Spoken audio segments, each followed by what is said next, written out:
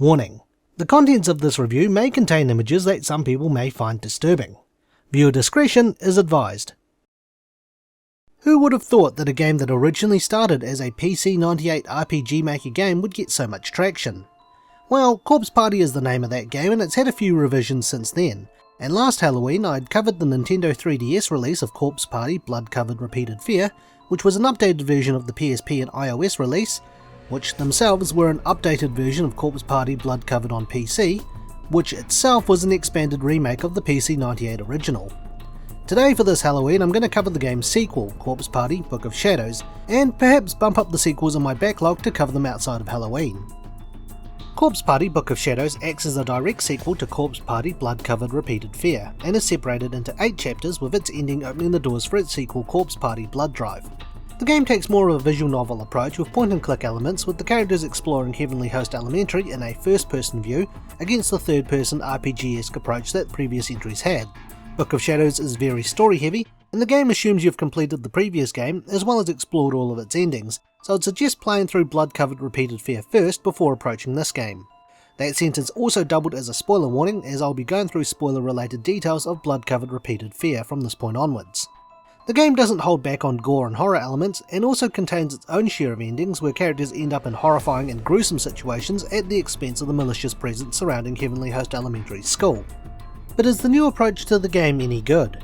Find out in The Good.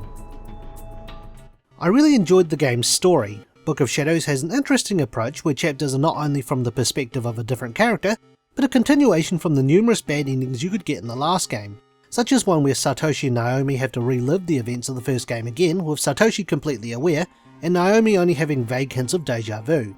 Naomi's struggles with this forms the first chapter of the game, where she desperately tries to save her friend Seiko from the same fate as the first game. The other chapters also explore the backgrounds and experiences of a lot of the game's supporting cast, who either only had minor roles in the bonus chapters or main chapters in the last game, or appeared as corpses. One chapter explores the past of a character, and others will have you in the shoes of a main character in the events leading up to a bad ending in the previous game. I found getting to know these characters, despite having the knowledge that they're going to die horribly one way or another, was a unique take and allowed the player to see what was going on before, during, and after you were trying to escape the school in the previous game. Following on from Blood Covered Repeated Fear was Book of Shadows' use of binaural audio. Just as a refresher, a dummy head with microphones in each ear was used for recording the voice work in the game. The voice actors and actresses would talk into the microphones or make sounds from different directions in order to give the audio a 3D sound effect. So if you're listening to the audio with headphones on, you might hear sounds in your left or right ear, or even behind you. どうして？どうして？助けて。助けて。痛いよ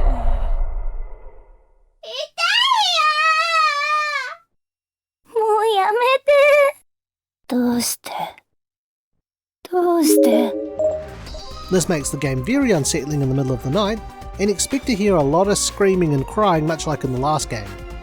As you play through the game, you can also unlock mini interviews or soulful testimonies with the game's cast, where they talk about their experiences with the dummy head mic, voicing their characters, or even Corpse Party in general. I usually don't listen to these, but it was certainly interesting hearing from the cast given just how violent and gory Corpse Party is. With that, we've reached the end of the good, so let's see what wasn't so good with the bad. Part of the game's lore has been implemented as an interesting mechanic called a Darkening Meter, which slowly fills up and affects your vision if you choose to interact with a lot of the disturbing scenes in the game, or if you're in a dangerous situation.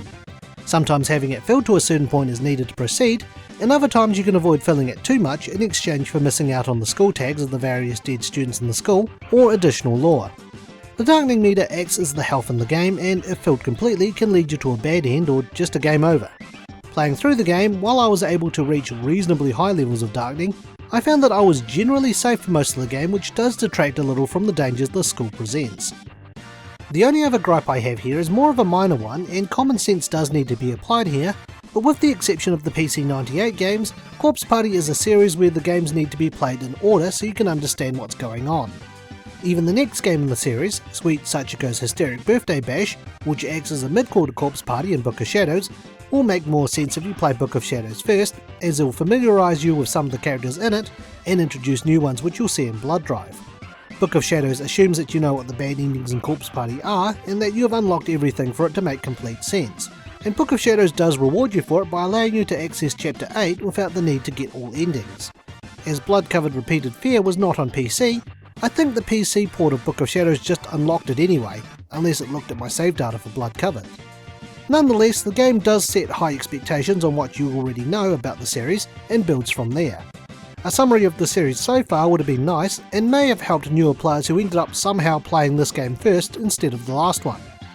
I don't really have much else to add to the bad, so let's wrap things up with the opinion. Corpse Party Book of Shadows is an odd game, but a good one.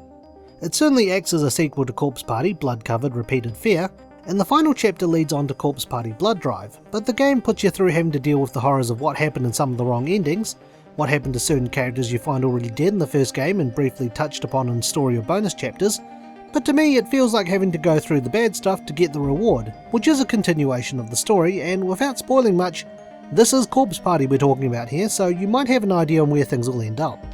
Despite that, I did enjoy the story and how it expands further on the lore, as well as the use of binaural sound, which is something I liked in the last game as well. The Darkening Meter, while an interesting mechanic, wasn't overall too big of a threat, and the minor fact that you need to pretty much know what's happened in the last game, bad endings and all, to truly appreciate the game, does drag it down just a little, but I can overlook that. If you're a fan of Japanese horrors, or even just horror games in general, then at least play Blood-Covered Repeated Fear before you play this one. It'll be worth it all in the end. So with that, it's time for my rating. I would give Corpse Party Book of Shadows the Book of Shadows out of 10. Thanks for watching, and stay tuned for the next Infinite Backlog review. If you enjoyed today's review, feel free to check out some of our other videos and subscribe for more. You can also follow us on Twitter, Instagram and our Facebook page. Once again, thank you for watching.